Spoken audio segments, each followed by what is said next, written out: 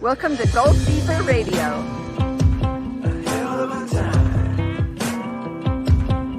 I go straight from the bank, gassing up the tank, cranking up the radio, playing old Hank. It ain't that long till I'm back at the farm.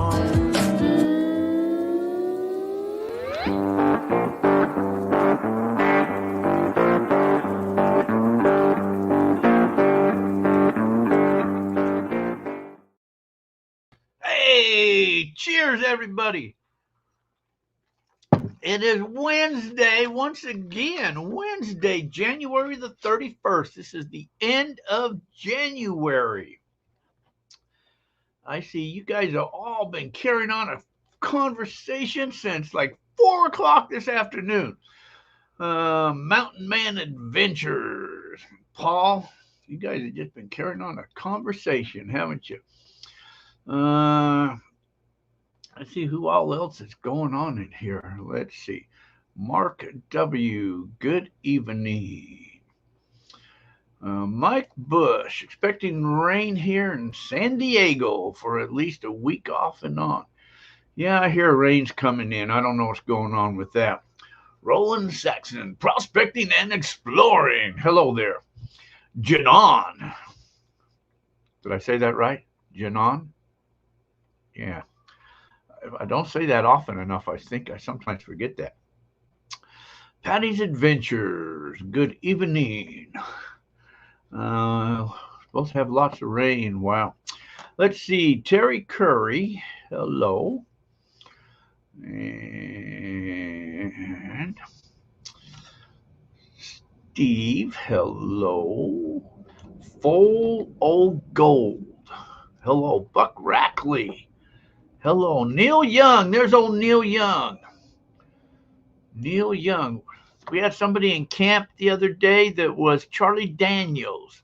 Man, we could get Neil Young, Charlie Daniels. Yes, and Hee Haw. That'd be right. MG Toe.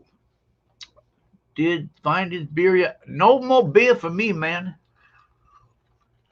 I'm off the wagon now. Let's see.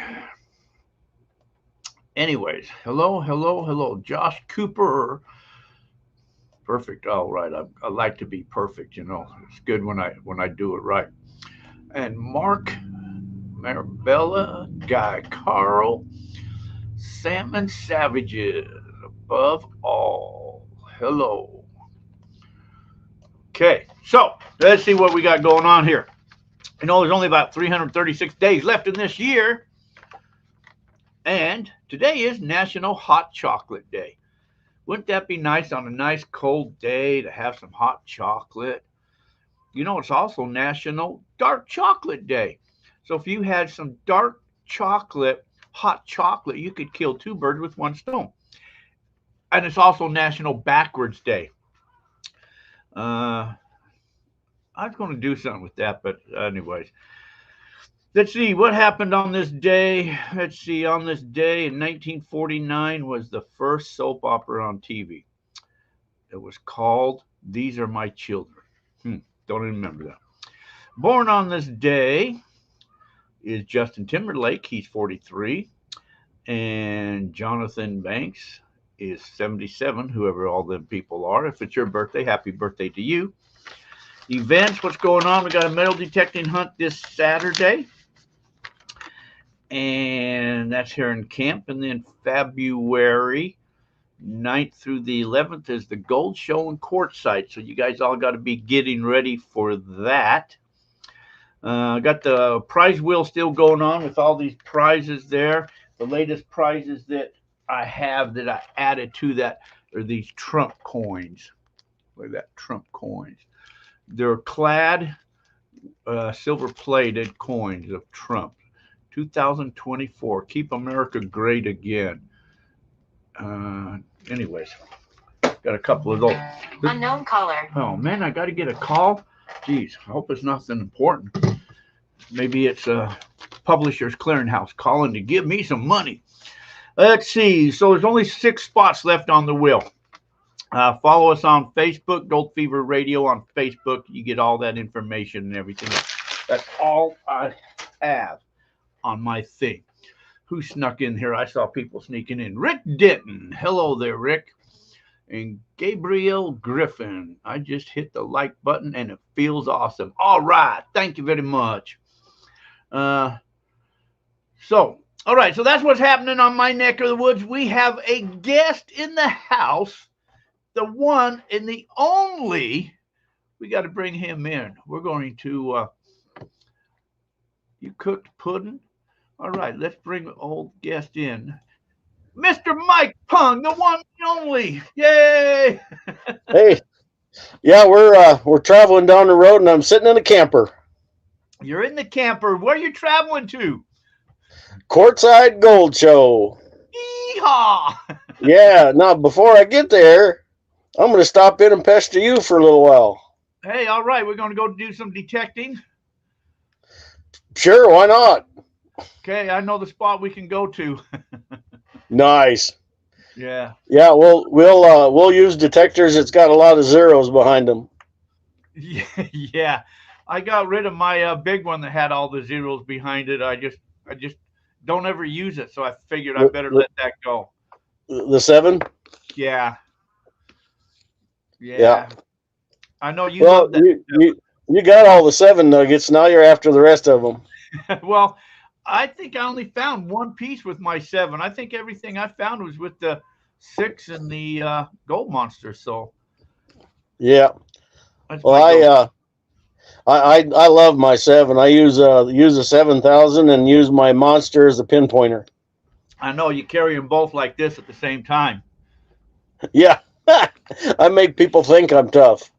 You're the only one I know that can do that because, man, I do all I could to just hold on to that 7. You know, that's like things like yeah, it'll help build muscles, you know, and instead of laughing, you go yeah, Popeye laugh. That's how you can tell people when they're out walking around, they always got one arm bigger than the other arm, so you know they swing a 7. Yeah, they're a 7 swinger, yeah. Yeah. But it makes sense that you'd carry both because you can walk around and you see people where you see dig holes, you know that they had 7s because their dig holes are massive. Right. So yeah, and I don't have to dig big massive holes like that. I just pinpoint. I go straight down until I can acquire the target with a 7,000. And my holes are about the size of a coffee can instead of a 55-gallon drum. Yeah, because you're using that gold monster with that. Yep. So cool. We'll go out. Let's see, TJ. Hello, welcome. Yeah, Popeye's arms. So let's talk about that. So you're out nugget hunting. You're shooting, looking for some gold. So what? I mean, how would you go about it? So you just walk to an area, and are you looking for anything in particularly? Do you just say, you know what, I'm just going to start swinging? What guide you to an area? What kind of do you looking for before you start? Well, you know, one of my favorite quotes is Pioneer Pauly. He says, "Whenever you find gold, that's a good indication that there's probably gold in the area."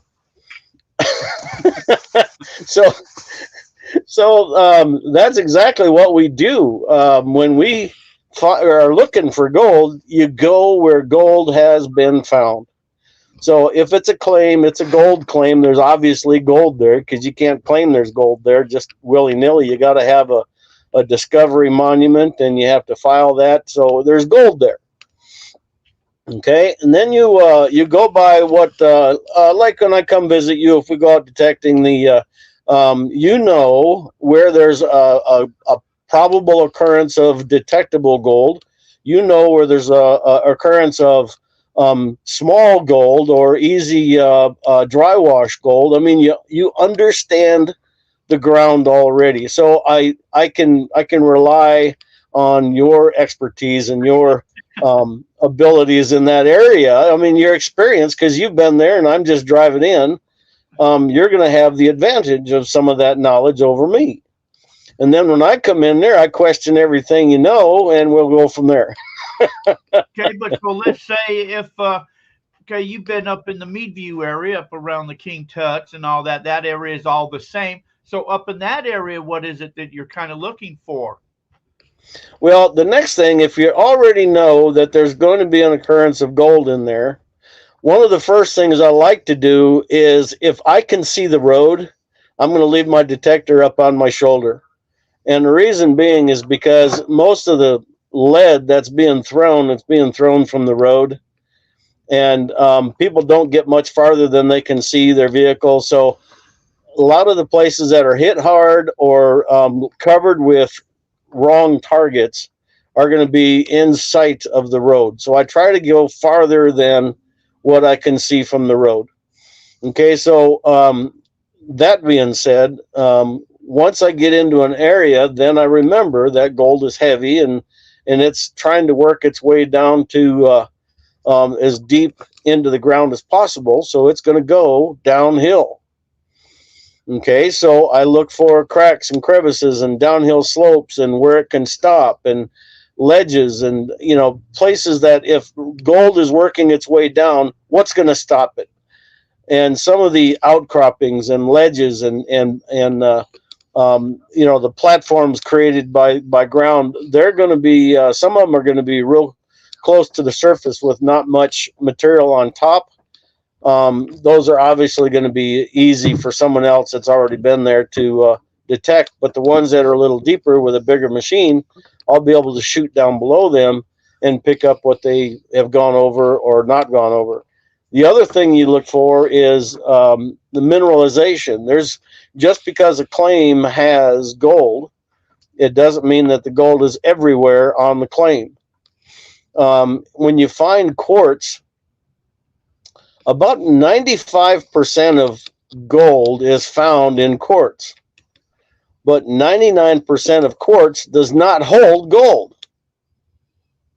Okay, so just because you found quartz, it does not mean that there's gold in it. So you have to, yes, quartz is an indicator, but then you have to look at the quartz. They have, if it's really white and everything, they call that like bull quartz. And that's just crack filler. I mean, that just happened when the earth was being moved around or whatever, but that's just crack filler as far as the earth is concerned. If there's not mineralization when the quartz was set in there, then there's not going to be a very good chance at all of that quartz having gold in it. So you look for quartz that is really dirty. I mean, just nasty. I mean, it almost makes you question, is this really quartz? It looks like crap. That's the stuff you're looking for. And when you find that kind of quartz and you find that kind of mineralization and everything around you seems to be falling apart, then you know you're in an area that's decomposing and anything that was locked up in the host is starting to break away. And it has been breaking away for quite a while if it's that obvious. And you're going to be able to detect that and then go downhill, because gravity again is going to start knocking stuff and rolling stuff downhill. So that's kind of the things that I look for. I look for places to get stuck and a good reason for gold to be there in the first place, which is mineralization. Well, that makes sense. So Roland says that you're like an astronaut. Boldly go where no man has gone before. Yeah. Good luck with that. Yeah, let's see.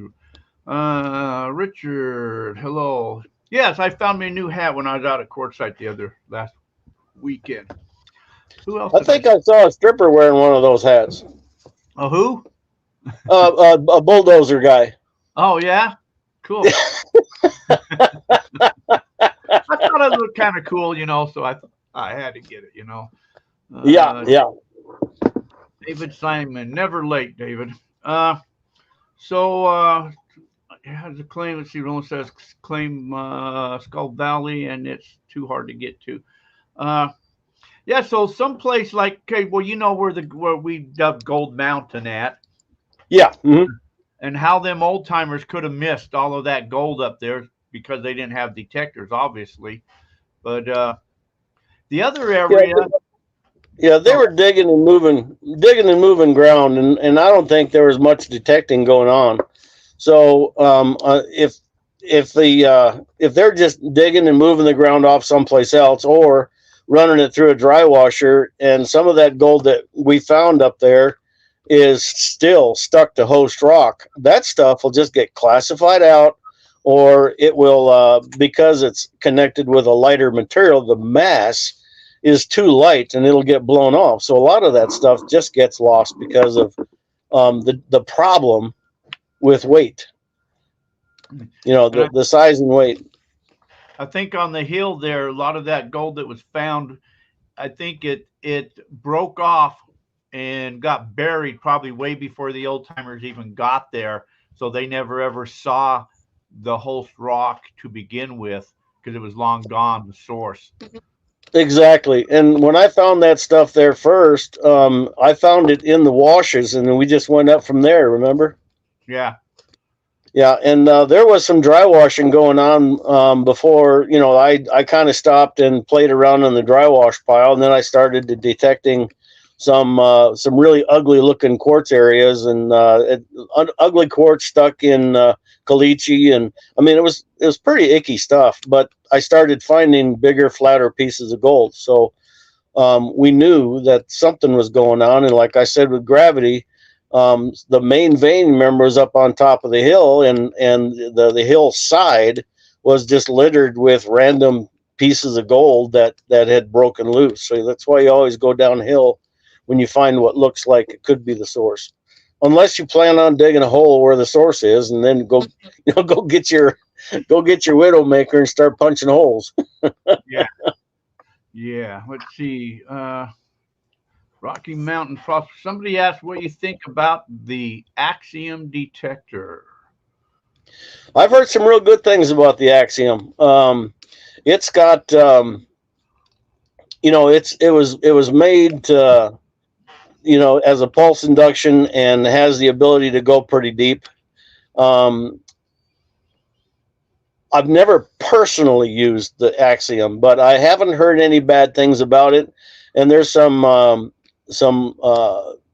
like Kevin Hoagland and some of the people that a lot of people know, they've done reviews on them, and I've talked to Kevin about it, and he says, Mike, you really need to try this thing. So if he said that to me, then it must be a pretty good machine.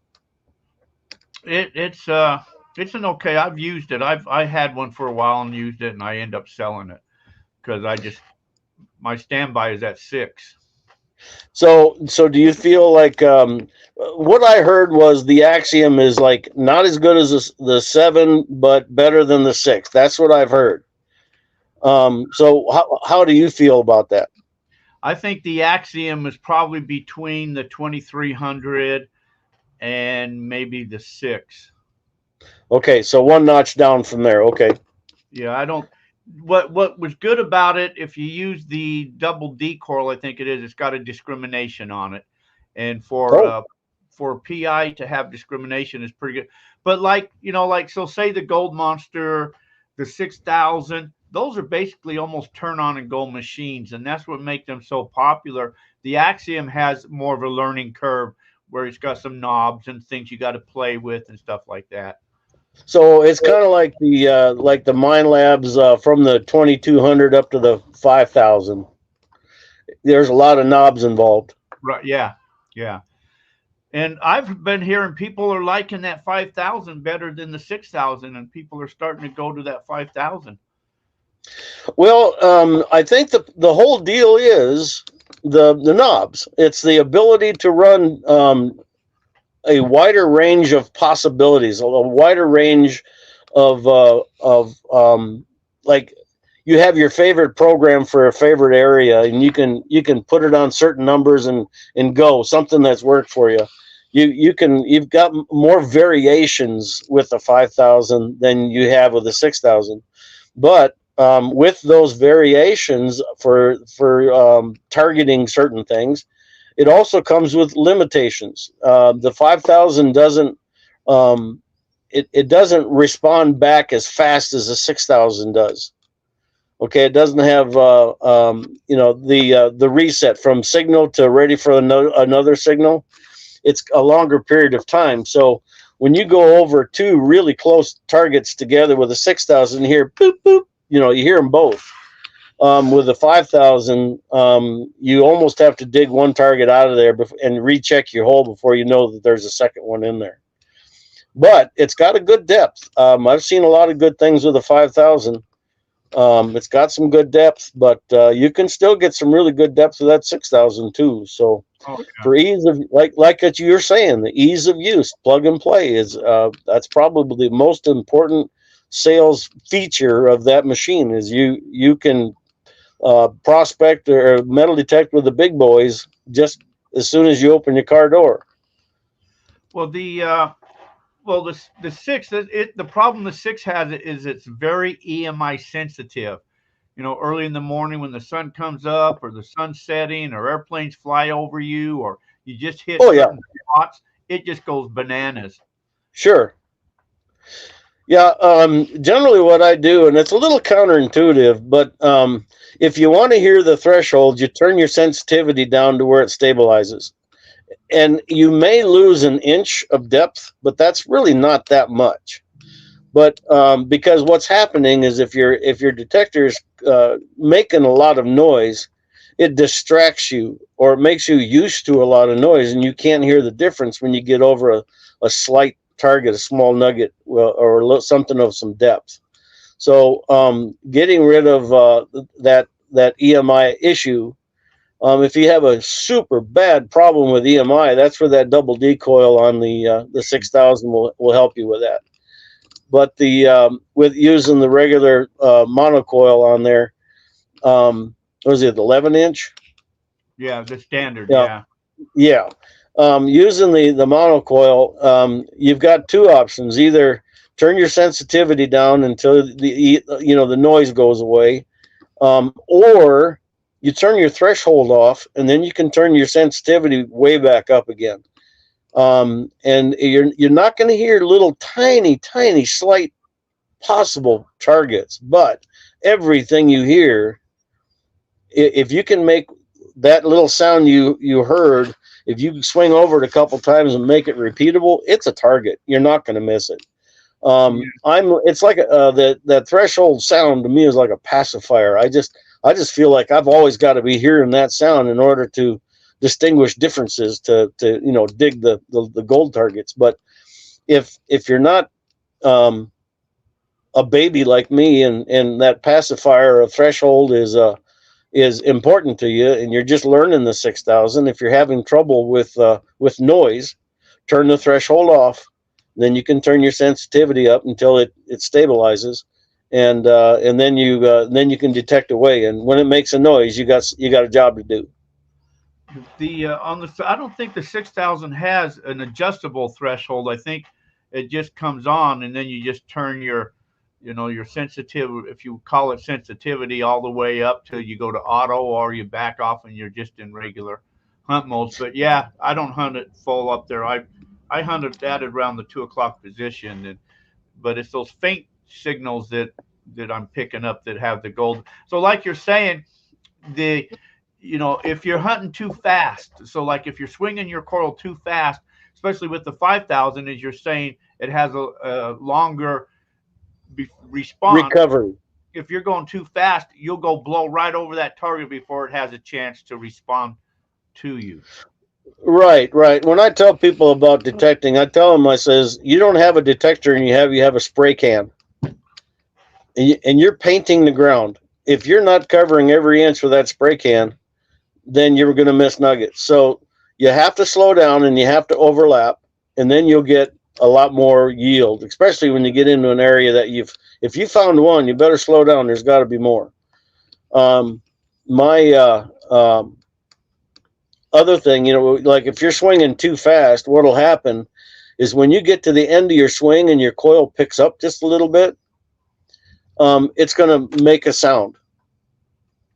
Okay. And you're thinking you're picking up your pick or picking up something else. All you're doing is changing the response from the ground, and it thinks it needs to make a noise. If you're going slow enough, it can keep up with that difference of the ground, and it won't make a false noise on you. So if it's making a false noise at the end of your swing, it's telling you that you're swinging too fast. Okay. I know that I remember Kevin and them used to yell at me that I was always going too fast, and that was a problem I've had forever, is just going too fast. But yeah, I've learned to slow down. Yeah. If the question, if your goal is to get from point A to point B, we'll set the detector down and walk over there. but now up in the meat viewer, I've been up in Gold Basin area looking for meteorites. Now you're just covering ground almost as fast as you can, because when you get that meteorite signal, that's going to set your detector off. Oh yeah, it'll blow your ears out. It's like a big piece of garbage. Was that a signal? And then you back up. But so you're talking like the ease of use. Like say some people say the Gold Bug 2 is a lot better machine than the Gold Monster because it has the sensitivities. You can adjust out, lower your threshold, or get your gain to get rid of some of the hot rocks, stuff like that. Where the Gold Monster you can't. So people don't like the Gold Bug 2 because it has too many knobs on it. Yeah, it goes back to the knobs again. Now, the thing about the Monster that I really like is when you put it in, if you're just using it as a pinpointer, I put it in auto 1. So it's down, about 4 o'clock or something like that. I mean, the first, you keep clicking up and up and up and up until this center fills in with color. The last 2 notches are center. It's auto 1 and auto 2.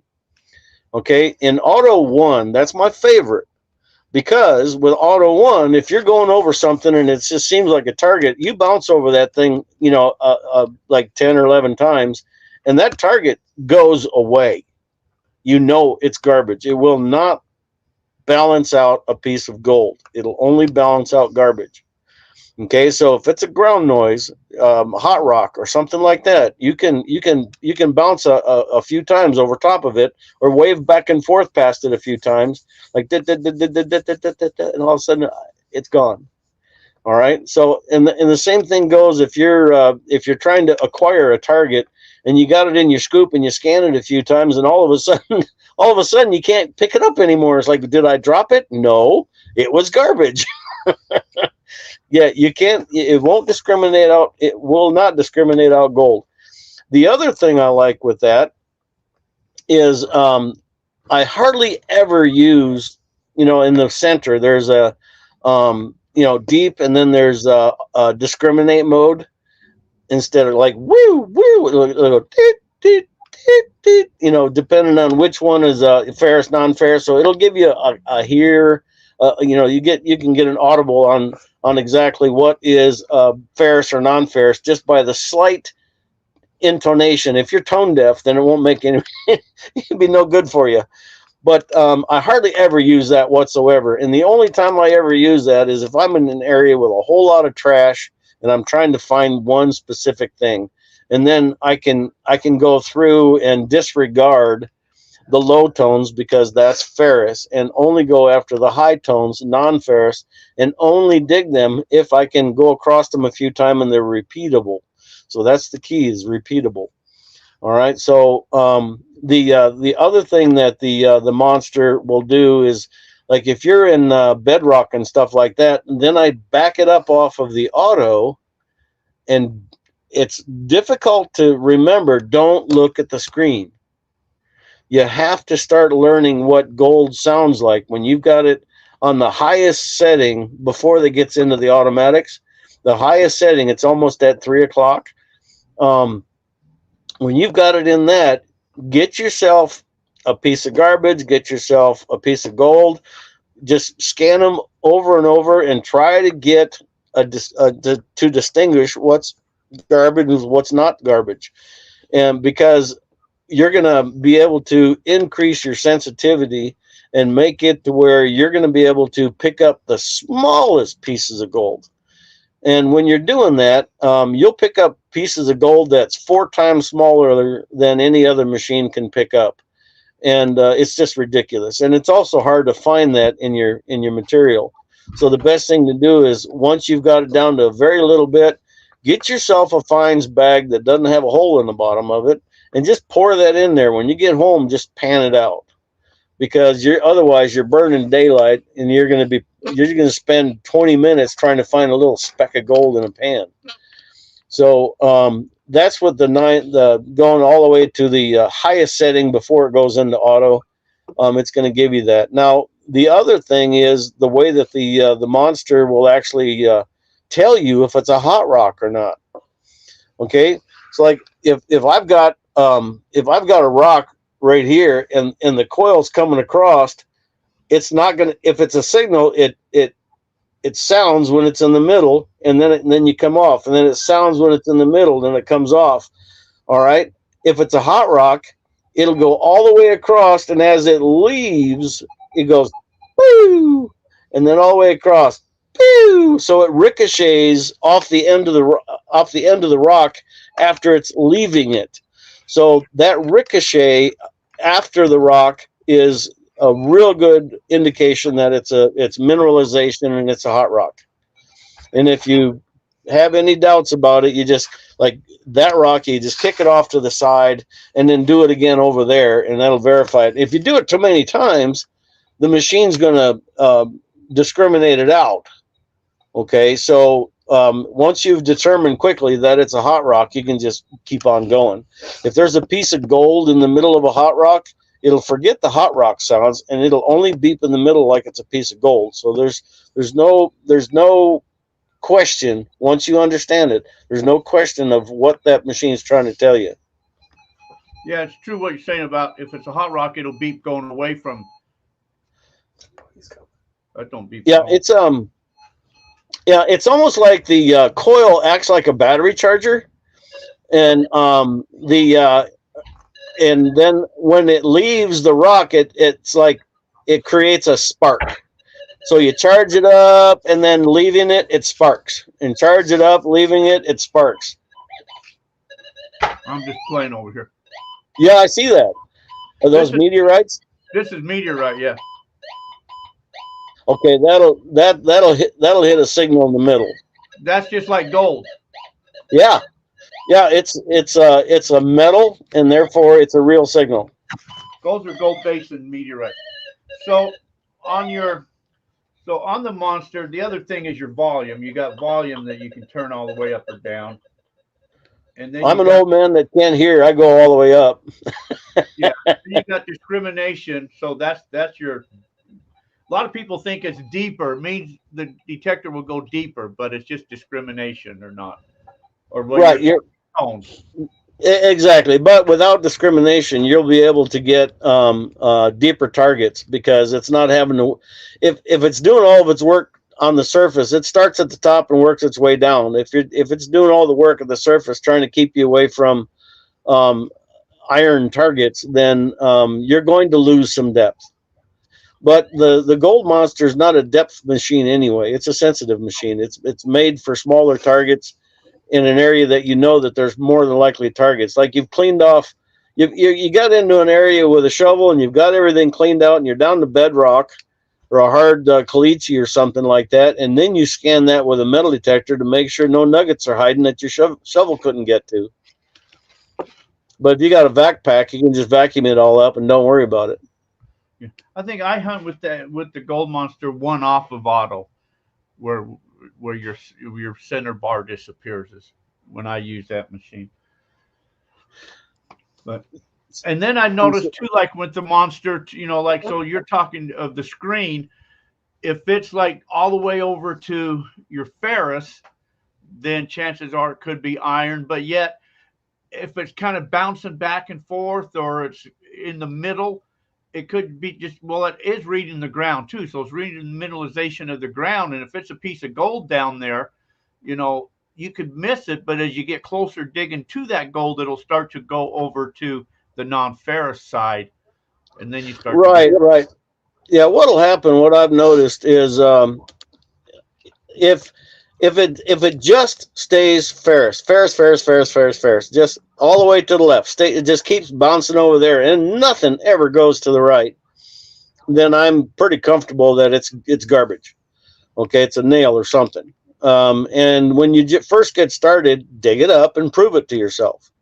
All right. Now, if once in a while it'll chatter over to the non-ferrous, to the gold side, if anytime it leans to the gold side, I'm going to dig it, even if it's bouncing over in the non-ferrous side.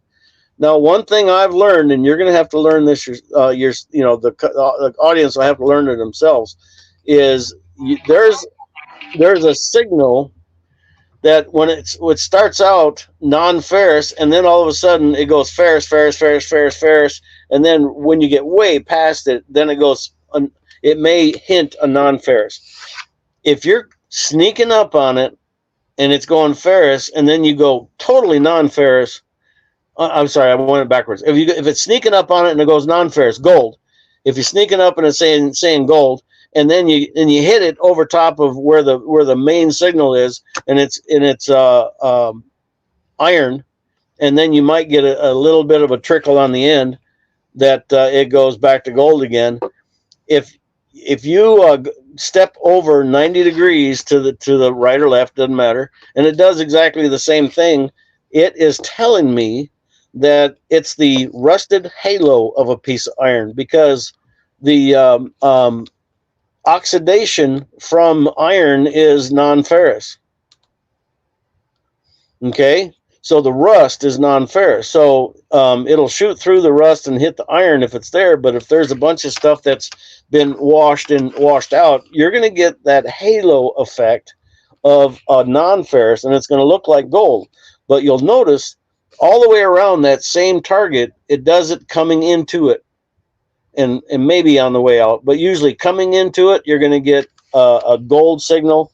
And when you're right over the highest signal that's there, it's going to be iron. It's going to say, this is iron, there's no doubt. But the sneaking into it, and it says it's a little bit of gold, when you dig it up, you're going to see it's a Prince Albert in a can, or it's a horseshoe, or it's going to be something big that's got a big rust halo signature around it. Well, what about if it's, say, there's got the halo, but the piece of iron that was there is long gone, but it still has that halo. And then once you start digging and you disturb or bust up that halo, that's what they call a ghost signal or something, because it's gone now. Right. Yeah. They call it ghost. They call it noisy ground. They'll call it hot rock or hot ground. Once you start disturbing it, and you got a handful of nothing but dirt in your hand, and you're starting, and you wave that, or you put it in the scoop and you wave it over the coil. That's the other thing. You can't put your hand over the coil on that monster. It's so sensitive. It'll signal on the salt in your hands. Yeah. So you can't use your hand to test. You can't take a handful of dirt and see if there's a signal in there. You'll be chasing ghosts all day. But yeah, if the signal goes away, trust that it's not really a signal, because if it's really a signal, there's not going to be a doubt that it's a signal always. It's not going to lessen, it's not going to move, it's not going to be, it's not going to do anything but actually be an absolute signal. And the closer you're getting, because you're moving dirt, the closer you're getting, the stronger it's getting. And if that's not happening, then like you said, the iron's not there anymore, but the halo still is. So if you start disturbing and your signal is spreading out, or it goes away completely, it gets down to a point that the computer in the detector will say, "Oh, this is garbage. We need to just auto discriminate it out. We need to make this one quiet." Then trust that. But it's a lot of digging to find out exactly what the machine is telling you, whether it's the monster or the Goldbug 2 or the Tesoro Lobo or the 6000 or the Axiom or whatever. It doesn't matter. You have to learn what the detector is telling you, and the only way to learn that is a phrase that Kevin Hoagland says all the time. If you're in gold country, if it makes a sound, you move the ground. Okay, that's one of the things that he says, and it's true. If it's making a sound you can't make go away, you got to dig it up. And make sure you remember what it sounded like that stopped you there.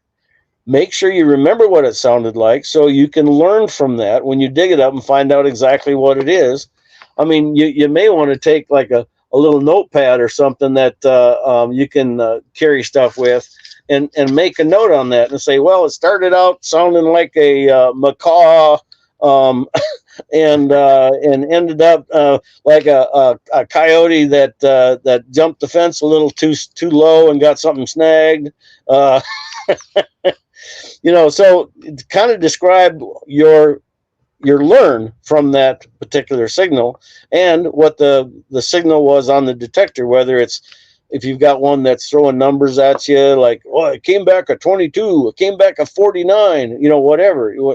If it has numbers, if that's the machine you got, write down, keep a log on what the machine did, what you thought about it, why you stopped, and what it ended up becoming. And you'll become a better, more accurate detector quicker, because the more you learn your machine, the more you learn what it's trying to tell you, the more targets you can get across. So the key is acquire the target quickly, find out exactly what it is, cover your hole, and get moving to the next one, because you're just burning daylight if you're just sitting there just pissing around. And I think that, like probably no matter what machine you have to know the machine. I know a guy that used to come out here, Chris, and he hunted with the Equinox. He could pick up the smallest pinheads with that machine, but he knew the machine, what it did, and that's the thing. Learn your machine. Absolutely. Okay, why don't we take a break and come back and then talk about what you're famous for? Oh, I wonder what that is. Yeah. Look, can you hang with us a second? Yep, go ahead. Okay, we'll take a break, folks. We'll be right back in about a minute. ICMJ, the International California Mining Journal, was first published in 1931, 93 years old this year. Since our first issue, our goal has remained the same, and that is to provide miners with a voice, a marketplace for their goods and services, and to offer expert advice and tips from our knowledgeable writers, miners, geologists, all in the field. We still offer our 12 and 24-month print subscriptions, but keeping up with the times and with our reader requests, the digital online subscription option allows for a simple and gorgeous reading experience using your preferred technology, your phone, your tablet, or computer. Sign up for our print, online, or both print and online at www.icmj.com or call us at 831-479-1500. For our advertising services, both display advertising and classifieds, select the Miners Market section or call us. Happy prospecting. Yay, all right. Happy Hey. Hey, okay, so Mr. Mike Pung, famous for the gold cube. And so tell us about the gold cube. I'm sure by now everybody has to have heard what a gold cube is. It's hilarious. All the advertising that I do and all the shows that I do, I mean, it is like there's got to be nobody left out there that hasn't heard about the gold cube. I had a guy just call me today about something else, and I said, well, we were talking about plastics, and he says, well, what about the, in fact, I met him because he uses the same injection molding guy as I use. And so he says, now, what do you do? And I says, well, I've got the gold cube. And I said, you know what the gold cube is? And he goes, no, never heard of it.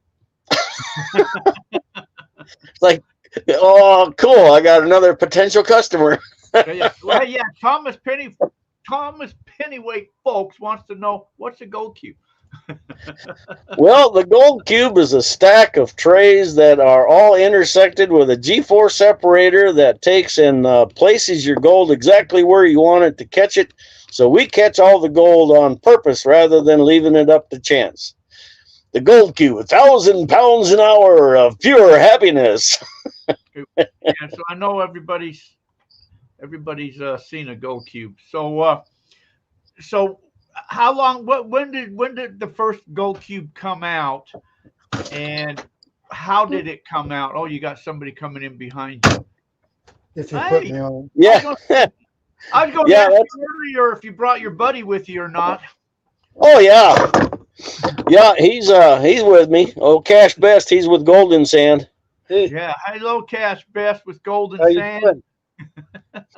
Yeah, You're when Sideways. yeah. Yeah, when with the Golden Sand, he bought that from my partner Red. And Walt Wagner at one of the shows, he nicknamed the Golden Sand the Suck It and Bucket.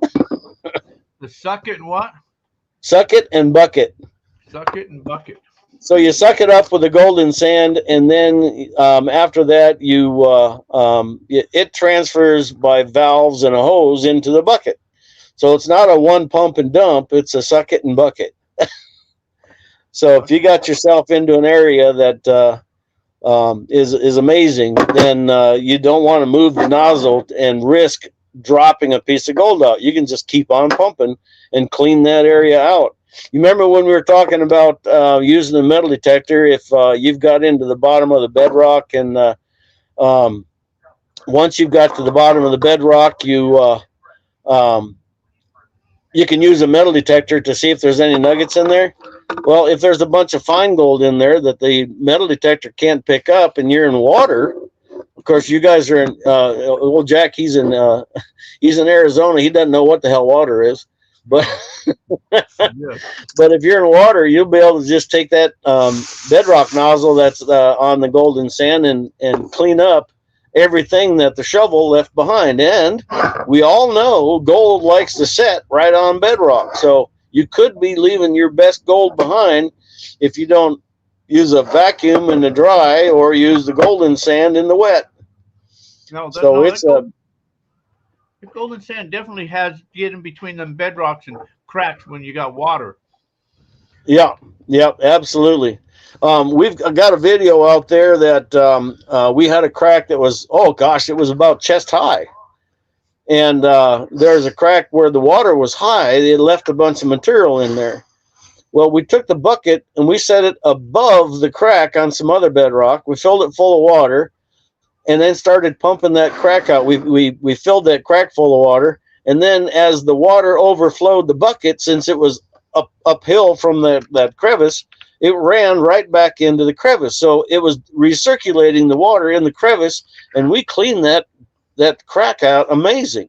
When I cleaned it out by hand, I got 6 pieces. When we cleaned it out with the Golden Sand, we got another 30. Including pickers. Yeah, and a couple pickers in there. It's like all left behind because we couldn't reach them. So anyway, the gold cube, we just kind of got sidetracked there. The gold cube, it'll do 1,000 pounds an hour, and we proved that back in 2011. No, 2010. We did that in 2010 with a prototype of the gold cube, and then in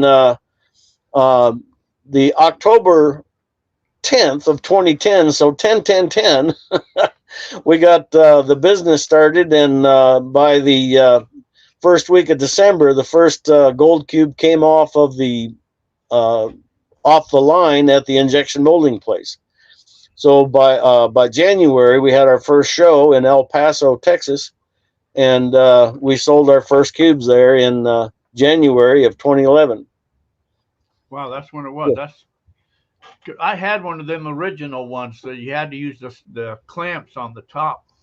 Yeah, we found out that worked great in the shop, but once you started filling them with a little bit of vegetation, it would just blast them things right off of there.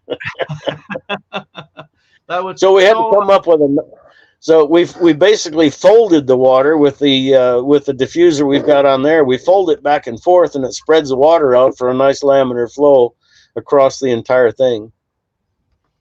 Well, so that's what we had to do. Here's a can of worms. People wanting to know. There's a few comments here. Should we put Dream Mat in the Gold Cube? What works best? The Dream Mat, the Gold Cube, the Gold Hog, or Miner's Riffles? Which ones are the best? My answer, and people that know me probably know exactly what my answer is to a lot of questions. I say absolutely. All right, here's the thing. There's no one thing that's going to work everywhere. Now, anybody that got into mining, they know that. Not one thing will work with every situation. Now, here's when we talk about other mat, whether it's gold hog or dream mat or beach sawtooth mat or whatever, you have to remember that the gold cube is set at 15 degrees. All right, you can't change that. It's 15 degrees. So if you choose a manufacturer out there that you want to use their mat, you see what their optimum angle is. If their optimum angle is 10, 11 degrees, 9 degrees, then what's going to happen when you tip that too far? You're going to start flushing your gold. So that's the problem. That's what you have to be aware of. So you make the call. If you want to use somebody else's mat, if they say it'll handle 15 degrees, then there you go. But if they don't know, man, there's a lot of people that like to play. Well, go ahead and play. I don't care. There's a lot of people out there that love the Dream Mat. I think the Dream Mat is an amazing mat when I've used it in a sluice box at a proper angle. The results that people are saying for the other mats, like Doc, his under, I think he called it the under riffle or under UR mat. He calls it the UR mat. I tried that in the gold cube, and you know how it worked the best? Running it backwards. So yeah, I mean, it handled, it actually sliced into it and actually handled the steeper angle that way. So don't go by what people are saying. I always tell people, try it before you buy it. If you belong to a club and somebody has it or a friend of yours have got it, analyze it through them. Don't get into the hype of someone saying you've got to supercharge this with this. You got to do this or else you're losing gold. Don't go by someone who's trying to sell their stuff. Here I am trying to sell my stuff. But don't go by what people are saying just because they're saying it. A lot of people that are the greatest supporters and the biggest cheerleaders for a piece of equipment is somebody who is given something for free. So now they feel obligated to say a bunch of good things about it. And they don't dare say something that's not rosy and cheerful. Okay. Except don't me. take yeah, so don't buy into the hype. Find someone that's got something that you're interested in. There's plenty of people out there, and a lot of people are looking for an excuse to go out and play. Hey, don't you have this, whatever it is, Dream Mat, Gold Hog, Sawtooth Mat, something from Sweden that someone come up with, whatever, I don't care. Don't you have this, something I made out of silicone rubber in a caulking gun? Well, I don't care. Find out who's got what. Go out there, try it, and see what you think about it. If you really like it, go out and get some for yourself. If you're like, well, it doesn't really do any worse or better than what's in there now, then don't change anything. Save your money for beer or something. Yeah. Well, I would think a manufacturer. Okay, let's get into this here. Rick, I'm going to agree with you. Rick says Dream Mat is okay, but Gold Hog is crap as far as I'm concerned. Now, I've never really been a true fan of rib matting because, I'm kind of old school of miner's moss and expanded metal type stuff. But me too. So you get into this Gold Hog mat. I've seen, and this is what I say. If it is so good, why does that sluice box got to be 26 feet long? If it is so good. Why does it got to be so long? Here's the other thing of the Gold Hog stuff too. And I'm not bashing them or nothing, but if that mat is so good, How come in the very front of the Gold Hog, he's got a piece of miner's moss up front? Why is that? Right, and you got to have a place to crash into stuff. You can't expect a piece of rubber to gain its optimum flow or anything right under the crash, but you can use miner's moss to bury some of that gold that hits it once it hits there without it being flushed out. So he's being smart. Okay. Yeah. Yeah, he is. I mean, he knows that will work there. So he's given his customers the benefit of knowing his knowledge. Okay. So like I said, not one thing is best in all situations. And you can't get locked into something out of faithfulness. It's like, oh no, I use this baboon mat because it's got to. I mean, he's a friend of mine, so I can only use this baboon mat.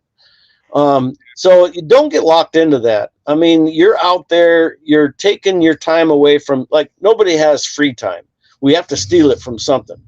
All right. So you're not doing something you probably should be doing, but now you're out prospecting. So why screw up your prospecting time not having something that works in the ground that you're working? And when you're working that ground, if something's not working correctly, change something, whether it's changing the mat or changing the water or changing the angle. Change something. Learn. Let the ground teach you what it wants in order to give you as much gold as possible, and don't let your pride or faithfulness get in the way. It's like when someone says that I've got gold that's quarter inch. I said, well, put that gold cube in the back of your truck and let's go get a high banker. you know. So No. So that's the whole thing. It's all about. It's all about understanding the ground, using the right piece of equipment, and don't get faithful to a blind faithfulness. Let the ground tell you what to use, and try not to buy into the hype. So I've tried over 60 different mats, and I'm telling you, my mat that I've got in the Gold Cube will work better in more situations than any other mat that I've found. Okay. Now, other mats in certain situations will outperform the Gold Cube mat, but over a broader range, what I have in there is going to be the best thing for my customers. And I'll believe that, because I would think when a manufacturer is developing something, he is looking for the best mat to go in the product that he is making. So let's just say back there, Doc, he sells a lot of them on the East Coast because he's East Coast and people like that. Remember the old guy that used to sell trommels and all types of stuff? He engineered stuff way over engineer. You know who I'm talking about? The guy that sold the trommels. I can't think what his name is. He was up in Michigan, wasn't he? Yeah, yes. Gosh, I know he was using Pelton wheels to turn it and everything. Yeah. Water flow to make this thing work. And he just all of a sudden quit. He just went way overboard with it, you know. I think he couldn't get those two chicks to do advertisements for him anymore. That's right. Yeah, he was using the two chicks.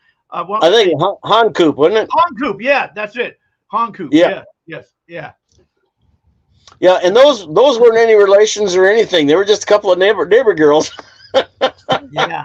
You talked to him. I said, man, I need to put some of them people in my ad so I could sell some. Yeah. He told me he'd rent them to me. Yeah. But so, I mean, his product worked, but, you know, so like, let's just say I saw a design that had the riffles, you know, large riffles, small riffles. Well, my thinking is if you got large riffles, small riffles, it's going to take a lot of water to blow over the large riffles, and then your small riffles ain't going to do any good. You know, our nugget zone that we put on the Gold Cube to catch larger material, I came up with a new device. I called it the Griffle. It was a grizzly bar right over top of riffles. So if it could make it through the grizzly bar, it would be processed across the riffles. Okay, it was a grand idea.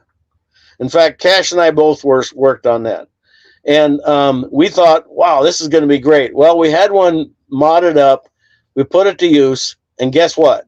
It was a big fail because the grizzly bar needs a steeper angle than the riffles do, so you can't put them both together. So that was a fail. And inventing is nothing more than failing as quick as you possibly can to get to the actual win. So we ended up with that tractor grizzly that's on the top of that thing. It's chop, chop, chop, chop, chop, chop, chop, one right after the other. So they're not straight across and they're not straight up and down. It looks like a tractor tire. So that makes it to where there's no water leaking out, and there's some bounce to it. And so if there's a rock stuck, the next one coming down is going to bounce it out. And you need less flow to operate it. I mean, it was just a super win. I'm glad the griffle didn't work. but yeah. So the other thing we're doing, whether we're out there using the gold cube or a sluice box, whatever mat we're using, et cetera, et cetera, et cetera. Let's talk about the bedrock again. When you're cleaning that stuff out, if you're metal detecting, you find something down deep in there that is stuck, you need crevicing tools, right? Well, guess what? Cash and I started a new company, and it's called Crevice Master. All right, so take a look at this. You see, does that show up? Oh yeah, Crevice Master 405-401-0156. Yep, so that's the Crevice Master. So you can see that it's got, on one side, it's got a really nice hook. Yeah. Okay, and then on the other side, it's got the handle with a lanyard through. Okay, now one of the problems with this is like a tool that you're always going to be able to use, and the handle is straight, but sometimes you need a little better grip to be able to pull a little bit harder without sliding off the end. Okay, so what we came up with is the next one. This one's got like a pistol grip to it. Okay, it still has the same hook on there, and you see where it kind of almost squares off right here. You can tap that in if you need to tap it in, or you can use it like as a hammer, so you can actually tap a rock out of the way if you need to. But the real beauty of this is you can grab a hold of this. It's real ergonomic, like a pistol, and you can pull straight back without having to worry about sliding off of it. And also, if your handle is straight and you're pulling across, you could rack your knuckles across some stones. Your handle is someone's trying to call me. All right, I got it off. All right, so your handle is also acting as a stop for you, so you're not going to be dragging it across rocks as you're pulling across. So this is a lot safer piece of equipment to use. Okay, what about the next one we got around the corner? is this is a scraper. You see the head of it.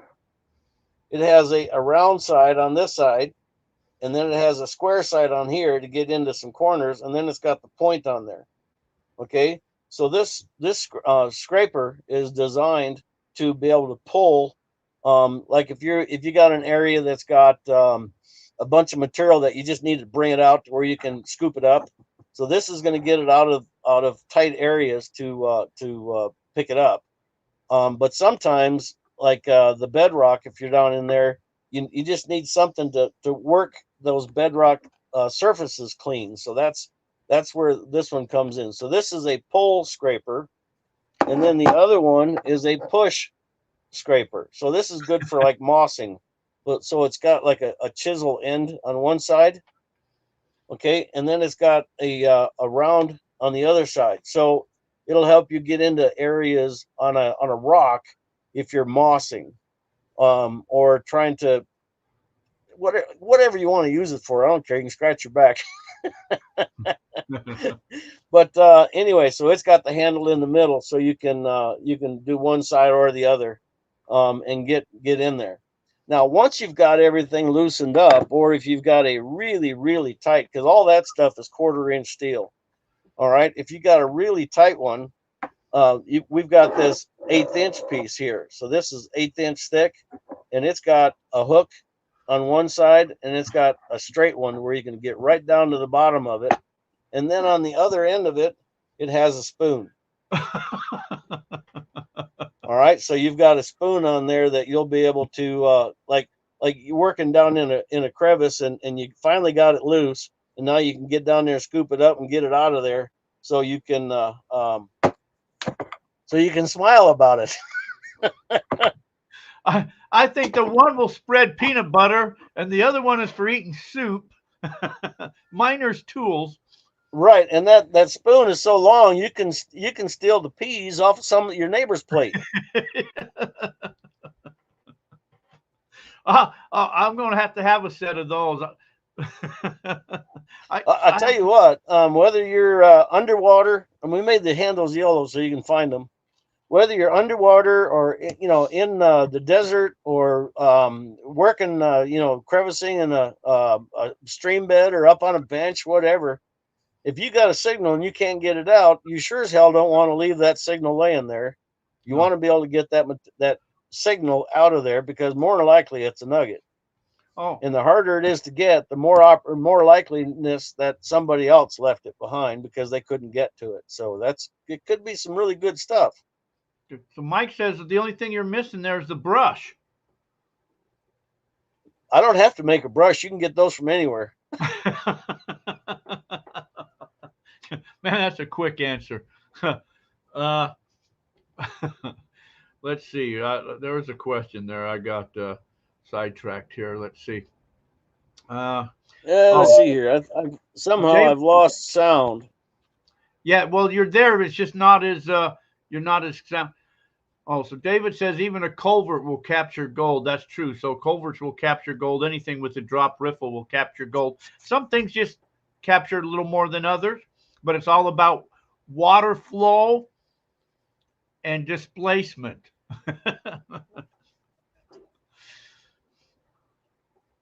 I'm trying to yeah, you just went get my sound to work. Your sound's working, but it's just not as prominent as it once was. Well, someone tried to call me, and I think that screwed everything up. It did. I mean, it's still there. You're still talking, still okay. It's just somebody wants to know. Let's see. Where'd that question go? Paul says that he's going to go to Muskellung State Park this year. What do I need to know? I'm having trouble hearing anything that's being said. You can't hear? Hold on a second. Let me try something. Just hold on a second. Hold on a second. How about that? Did that change anything? I can still hear you. We can still hear you. Can you hear us? You can't hear us. Yeah, let's see. You hear us? Let me see what I got here. Audio. Them dang callers. It shows that. Let's see. And screw things up. I hate when that happens. I can barely hear you, but let's go ahead and go with it. Wing it, okay. As long as you can hear. So Paul says he's going to Muskellunga State Park this year. What do I need? Muskellon. What does he need? Yeah, Muskellon State Park. It's up by Deer Park, up by Lake Superior. What does he need to do? What does he need to prospect with? Take a gold cube and a bunch of crevicing tools. I tell you what, let me sign off, and I'll sign back in, and we'll see what happens. Okay. All right. So, anyway, we'll just take care of a little break here. There, we already played our little commercial. Let's see if I've missed anybody popping into the chat room. Terry Curry, Rocky Mountain Life Prospecting, Richard, David Simon. I don't know if I've missed any of you guys. That's Thomas. You guys popping in and out. In and out. If you guys got any questions that you'd like to ask Mr. Pung himself, feel free to go ahead and post it. Yes, it is kind of a cool hat, huh? I saw that out in Quartzsite, and I thought, I just had to have it because it just seems like I collect hats. It's one size fits all. That's the downside of it all. So it just kind of slides down to a little too low, but I can hide my eyes, Be a low rider. So it's like people can't see me. Yeah, hey, that's pretty cool there, huh? That makes me dizzy. Puts my glasses lower down, too. Let's see. Is Rob here, Arden, or was that me you meant, Jack? What? Rocky Mountain Prospecting. Let's see. There is Mike here. Let me get him in. Yep. There you are. I hear you. You sound better. Yep. All right. Let's see. There we go. Yeah, I can hear you now. You're back now. Yeah, I had gotten a phone call, and I think the phone call interrupted the sound. That sucks when that happens. I know it. So anyway, you're heading to the gold show, and yep. And you got your sidekick with you, and you're in your minivan there.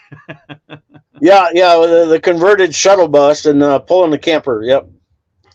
Okay, and you got a whole bunch of gold cubes and stuff to set up at the show. Right. Yeah, we got gold cubes and we got golden sand. We got Crevice Master line. We got there's another thing. One of our new products is that the Golden Rule classification system. And so the Golden Rule is if everything is the same size, gold rules. So our classification goes 4, 6, 8, 10, 12, 14, 16, 18, 20, 30, 40, 50, 70, 100, 200, and all the way down to 400. Wow. Yeah, you can't hardly even think through a screen that small. That's sewer gold when you get down that low. I like that crap. I heard somebody was getting gold out of their well that was so deep down it was actually bringing gold out of the well up, and they were getting it in their sand trap. That's possible. Another thing that will happen though is you'll get some pieces of sand that will roll. In fact, when they talk about the gold being round, it's not really gold because it's been rolling around in the pump long enough that it finally will make it through the filter, and then it throws it up into the house. But most of the time they'll find that in the toilet. But it's had a time to collect some minerals, some rust, and it does look like gold. But if you hit it with a hammer, it'll smash to powder. Yeah. Timothy Pinkerton. Yes, I am a true prospector. So you're good. So what about the banjo pans? Yeah, I got plenty of banjo pans. I got 100 of those. So you guys need to come down and buy some.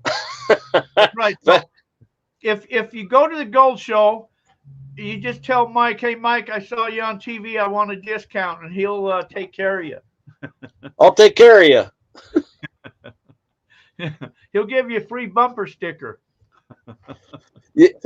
Yeah, let's do that. Yeah, let me know that you was on the show because I'm sitting here in the camper and not making any time down the road just to help you guys out. Yeah, there you go. Yeah, my first stop is going to be at my daughter's house on the north side of Phoenix. I got to be there for supper. Not tonight, though. Not tonight. Tomorrow night. So when you going to be here? The following night? It'll probably be around the 5th or 6th. 5th or 6th? Okay, because we're calling for rain these next few after. We're calling for rain. Let me see. We're calling for rain Tuesday, Wednesday, Thursday, Friday. Well, I didn't come to dry wash, so I don't care. Okay. Rain on Thursday, tomorrow, then Friday, Saturday, Sunday, Monday is just sunny, partly sunny, but then rain's coming in again. So we'll make the best of it. We'll have some days to go detect on when you get here then. Yeah. Now, after the gold show in Quartzsite, I've got to head back home and then reload, and then we've got a show to do in St. Joe, Missouri. Whoa. The Pony Express Gold Club up there is putting on a gold show. They did one back in 2012, and May 5th of 2012, I showed up there.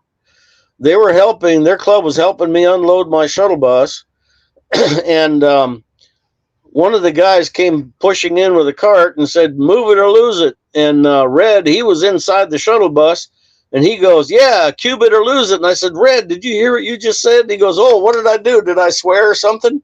I says, "No, you just said the slogan exactly what we've been trying to tell people." So I went to the door and I said, "Everybody be quiet, be quiet." I says, "Right here in St. Joe, Missouri, our new slogan was born, cube it or lose it." And I was like, "Yay!" So we're going back to St. Joe, and they're the 17th of 18th of February. And then the following weekend, we're going to be in north of Indianapolis in Lebanon, Indiana.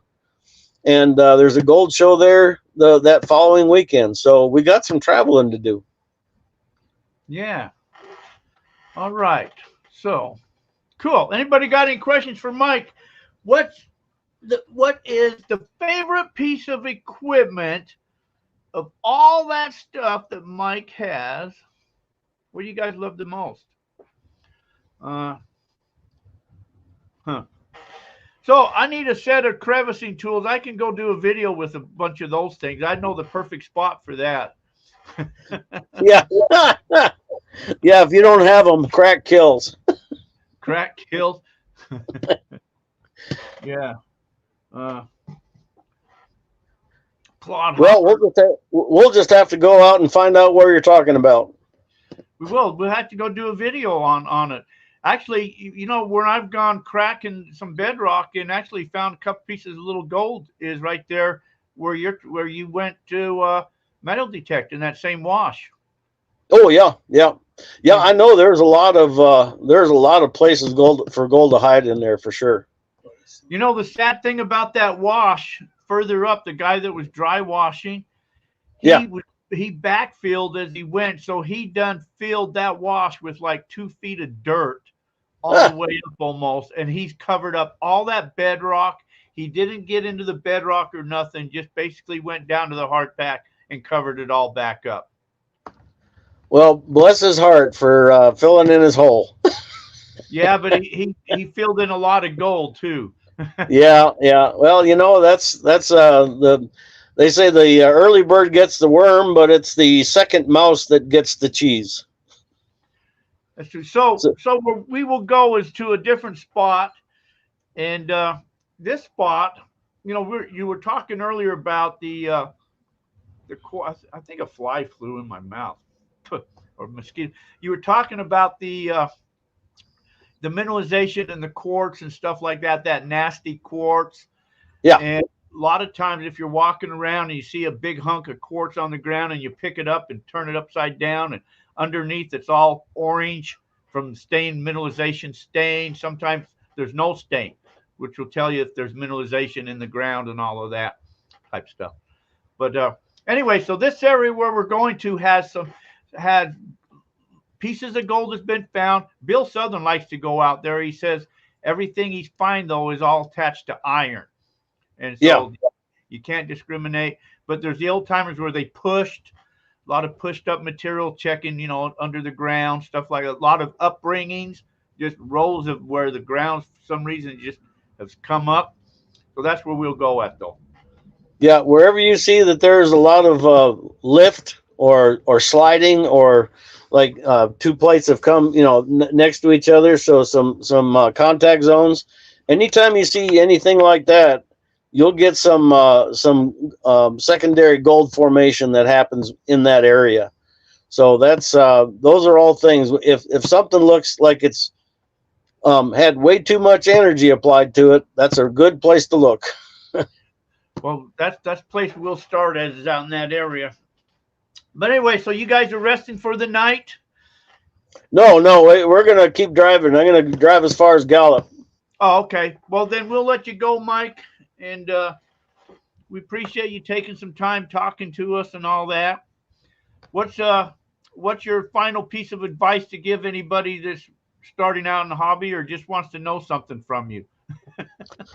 Well, the two most important things are you have to learn how to pan. I don't care if you're going to get into metal detecting, because like when you come home with monster stuff, you're going to have to pan it out. And if you put all the effort into getting it to the pan, you need to understand how a pan works. So use a pan over and over and over, just like anything. You have to practice. You have to get good at it. Classify, start with your big stuff and work your way smaller and smaller, and learn as you go smaller, and you'll just keep getting better at it. You have to pan. And as far as equipment goes, don't buy a gold cube because I tell you to buy a gold cube. Don't buy anything until you have a chance to go out with a club. Join a club, try it before you buy it, find out what's out there, help somebody else with their equipment. Understand what you're getting into first before you jump in. So that's the most important thing is, first, learn how to pan. Second, join a club and get out there with them on an outing or something like that, and understand what they're doing and understand the equipment so you know what's going to be right for you or not. People buy a dredge and find out they're afraid of water. So yeah, or they freak out when they put their face in the water trying to breathe underwater. So they just waste all that money. So try it before you buy it. Learn how to pan. That makes sense.